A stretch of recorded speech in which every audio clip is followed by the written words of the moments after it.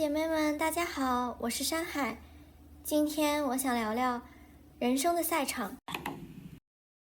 在成长的过程中，你是否也有过这样的疑问：为什么女人总被要求去鼓舞男人，成为支持者，而不是为自己拼搏，成为竞争者？这种模式从校园一直延续到职场，女人常常被塑造为幕后英雌，而不是舞台中心。在生活的竞技场上，为什么我们总是被推向边缘？社会规训从我们还在幼儿园时就已经开始，女孩被鼓励玩洋娃娃，照顾假想的孩子，男宝却可以选择赛车模型和竞技游戏，被鼓励挑战、竞争，潜移默化地培养了不同的性格倾向，制造性别分工。上学时，老师经常安排女生与学习比较差的男生做同桌，希望女生带动他们进步，塑造了女生是助力者，男生是被成就的对象。体育课、篮球赛、足球赛或运动会，学校会要求女生去做啦啦队员，鼓舞参赛的男生，这影响了我们的思考，形成观看和加油比比赛更重要的想法。从校园到社会，更是惊人的相似。职场上，女人更多会被分配支持性工作，例如秘书、助理、行政等，而男人占据更核心决策的位置。除此之外，女人被加倍要求服美役、礼貌役、孝役、弱役，做免费的情绪劳动，以自己的谦卑和退让去衬托男人的伟大。更糟糕的是，哪怕女人获得了成就，我们仍然被要求照顾男人脆弱的自尊心，退出荣耀的舞台，让男人脸上有光。经过数十年的规训，女人就变成了天生的啦啦队员，永远站在观众席。提起体育运动，我脑海里回想到无数节体育课的场景，男生围成一圈打篮球或者乒乓球，女生坐在阴凉地里，边看球边聊天。是什么限制了我们走向球场？是长发、长指甲，被要求穿的短裙校服，还是害怕被批判的强壮肌肉和健康的肤色？琐碎的细节从生理和心理上压迫女人，让我们以为坐在原地就是最好的选择，最终失去了非常多重要的东西。不仅是比赛的机会，还有塑造自我精神力量的可能。男人通过打篮球等体育运动，不但收获了女人给的情绪价值和关注，还锻炼了身体，拥有了更加健壮的体魄，培养了目标导向和成就感。他们通过团队合作和竞争，学会了如何正视冲突，争取胜利，并在这个过程中建立了雄性团体，加强了连接，形成了只属于男人的圈子。而作为啦啦队员，女人失去了对身体的掌控权，我们被动接受了纤细的身材、白嫩的肌肤，要永远美美的、香香的。很多人无法跳脱这个无厘头的框架，就会活在他人的评价体系中，放弃对自我身体的掌控，丧失对运动的追求。我们失去了时间和对自我的关注。如果我们把目光从球场收回，从男人身上收回，将这段时间投入在自己身上，会有多大的成长？拉长时间线，无数个专注自己的时间，将会累积成多大惊人的成就？我们丢失了形成女性同盟的机会。假如我们一同走向赛场，无论是体育还是职场，就会培养女人之间的团队精神，建立互相支持、共同进步的社群。我们还失去了对竞争和胜利的体验。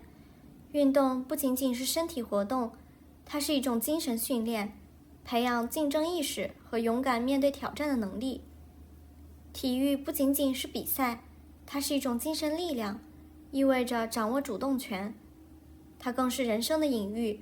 如果我们不掌握自己的命运，就会被安排在边缘位置，成为啦啦队员，成为社会对女人角色期待的缩影。那么我们要如何成为运动员呢？第一，关注身体健康，尝试对抗运动。对抗运动不仅是一种安全有规则的竞技方式，更是培养力量、信息和勇气的途径。它可以让我们真正走向赛场，成为主角，而不是永远在一旁观望。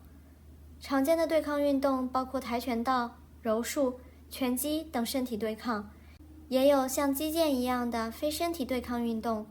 如果你想尝试，可以加入相关的女性运动社群，比如豆瓣小组 Women Fitness， 看看那些从零开始挑战对抗运动的女人是如何一步一步掌控自己的身体，享受竞技运动的快乐。再分享一下我的个人经历，我很小就喜欢对抗运动，周末的时候我会一整天泡在拳击馆，上满3节课，在课程的中间抓紧时间写作业。这个经历让我躲掉了上述的思想规训，享受锻炼的乐趣。所以我从来不花时间去看男生打球，不会为了他们的成就而欢呼。也或许是这段经历让我在那个年纪就觉得格格不入，萌生了政治和女权觉醒的小芽。2. 聚焦自我，成为竞争者，收回自己的关注力，不再浪费时间关注任何男人，无论是3次元还是2次元，无论是生理价值还是情绪价值，追逐男人万害无一利。是我们真的不懂什么叫做好吗？不是的，我们只是把好投射到了男人身上，舍本逐末。霸道总裁爱上我的戏码之前火遍互联网，为什么？如果是霸道穷苦男人爱上我，还会有人看吗？社会让我们误以为赢得男人是值得的付出，但本质上，女人渴望的不是男人，而是总裁、权力、成就和身份。渴望总裁，你就去竞争总裁，成为总裁，而不是做总裁的附属品，幻想被选择。主动的创造机会，主动的去竞争，成为规则的制定者。3. 团结女性，建立专属圈子。女人之间的团结与联盟，要与婚女割席，绝不是结伴服美役做指甲，也不会陷入为男人而厮斗争斗的陷阱，而是形成强有力的连结，为了掌控自己命运而建立只属于女人的圈子，一起向上爬，进入更高的权力层级。这意味着我们不再花费时间和精力为婚女争取利益，倾听婚女昏头之后的家长里短，而是关注做到6B4T 的女人，支持她们，提拔她们，和更多的女人去竞争领导的位置，掌握更多的选择权和主动权。如果你还不知道什么是6B4T，可以看看右上角的视频，了解女人重启人生的秘密。4. 正视独立男性的好处。社会塑造女人去成为啦啦队员，恰恰说明了男人很脆弱，需要不断被鼓励、哄骗、吹捧。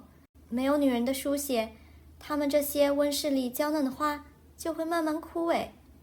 就像韩国高中生被强制要求为韩国男军人写信鼓励一样，没有打气和振奋，他们就会失去斗志。这不仅荒谬，而且揭露了一个事实：许多男人无法在没有女人情绪支持的情况下正常运作。所以，我们推荐每个男人都学会独立，不要除了找娘就是在找新娘。社会为女人定制了剧本，让我们成为其中的配角，呐喊的啦啦队，机械的 NPC。但我们可以撕破规训的剧本，打破被动的循环，拒绝成为鼓励男人而损害女性群体利益的人。未来属于走向赛场的你我，而不是站在场边为男人加油的人。关注自我，实现自我，决定自己的人生。你的突破是女人命运的突破，你的改变就是女人未来的重塑。